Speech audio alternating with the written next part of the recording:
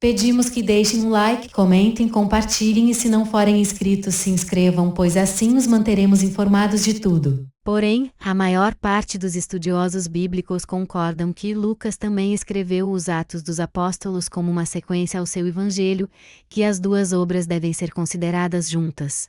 Em Marcos, Jesus é crucificado juntamente com 2 ladrões, ou rebeldes, e o dia escurece por 3 horas. Jesus chama por Deus, dá um último grito e morre. A cortina ou véu do templo se parte em 2. Mateus segue Marcos, adicionando o terremoto e a ressurreição dos santos. Lucas também segue Marcos, mas descreve os rebeldes como ladrões comuns, um dos quais defende Jesus que, por sua vez, lhe diz que ambos estarão juntos no paraíso. Lucas também descreve Jesus como impassível frente à crucificação. Por fim, João inclui diversos dos elementos encontrados em Marcos, embora tratados de maneira diferente. Uma das primeiras referências não cristãs à crucificação de Jesus é provavelmente a carta de Barnabé Serapion para o seu filho, escrita em algum momento após 73, mas antes do século III. A carta não contém temas cristãos, e supõe-se que o autor fosse pagão. Ela faz referência às retribuições que se seguram ao tratamento injusto dado a 3 sábios: Sócrates, Pitágoras e o sábio rei dos judeus. Alguns acadêmicos têm poucas dúvidas de que se trata de uma referência à execução do rei dos judeus, trata da crucificação de Jesus. Enquanto outros dão menos valor à carta dada a possível ambiguidade da referência. Em sua obra Antiguidades Judaicas, 61 escrita por volta de 93 d.C., o historiador judeu Flávio Josefo afirmou que Jesus foi crucificado por Pilatos, escrevendo que 62. Vivia naquele tempo Jesus, um homem sábio, ele atraiu para junto de si muitos judeus e muitos gentios.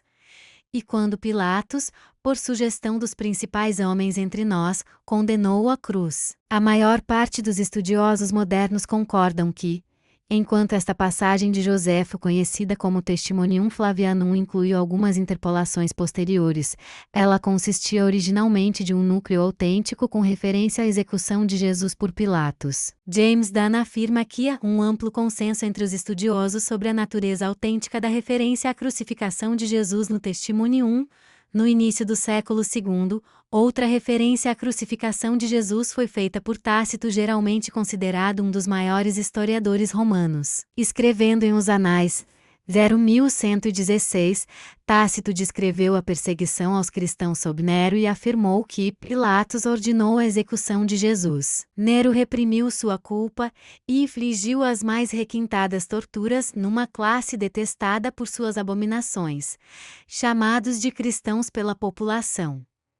Xtus, de quem se origina um nome, sofreu a pena capital durante o reinado de Tibério pelas mãos de um de nossos procuradores, Pôncio Pilatos. Os estudiosos geralmente consideram a referência de Tácito à execução de Jesus por Pilatos como sendo genuína e de valor histórico como uma fonte romana independente. Ed e Boyd afirmam que atualmente está firmemente estabelecido que Tácito é uma confirmação não cristã da crucificação de Jesus. Outra possível referência à crucificação pendurados, como em Lucas 23 e 39 e Gálatas 13 pode ser encontrada no Talmud babilônio. Na véspera da Páscoa, Yeshua foi pendurado. Por 40 dias antes da execução, um mensageiro apareceu e exclamou: ele seguirá sendo apedrejado, pois ele praticou a bruxaria e levou Israel para a apostasia.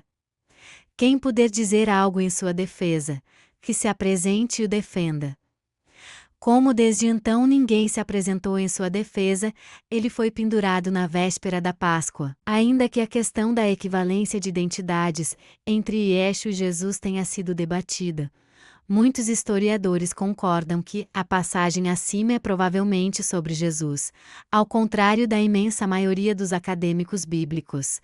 Os muçulmanos defendem que Jesus não foi crucificado e nem morto de outra forma.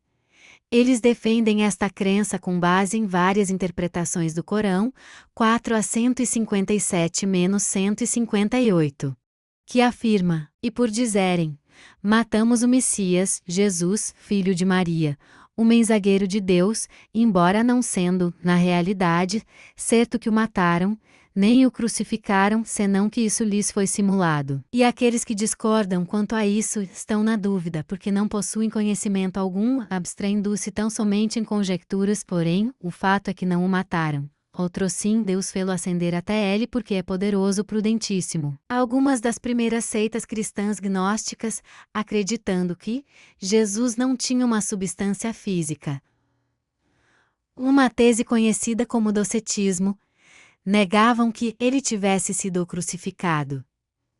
Como resposta a elas, Inácio de Antioquia insistiu que Jesus nasceu verdadeiramente, foi verdadeiramente crucificado, e escreveu que os que defendiam que Jesus apenas pareceu sofrer, apenas pareciam ser cristãos. Bem, vamos ficando por aqui. Comentem e compartilhem.